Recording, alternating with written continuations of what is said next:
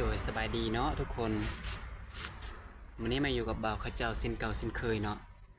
หลังจากที่ห่างหายมาโดนเนาะบ่ได้เฮ็ดขอกเฮ็ดคลิปโอ้ยอันนี้ก็บ่ได้เมืองบ้านโดนเดี๋ยว2 เดือน 3 เดือนเดี๋ยวมาฮอดเวียงนี่เพราะว่าช่วงนี้บ่าวข้าเจ้าก็หาได้เรียนจบเนาะอยู่ประมาณเดือน5บ่าวข้าเจ้าก็จะเริ่มเฮ็ดงานโอ้โหนี่บ่าวข้าเจ้าจะฝึกงานอยู่นี่เลยอยู่ฮานจีนนี่เนาะ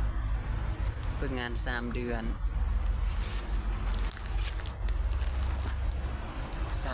ฝึกแมนเดือน5เดือน6เดือน7แล้วก็แล้วเนาะ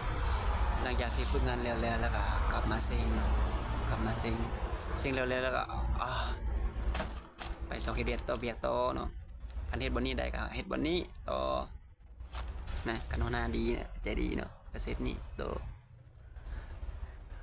ว้ายผมก็ยาว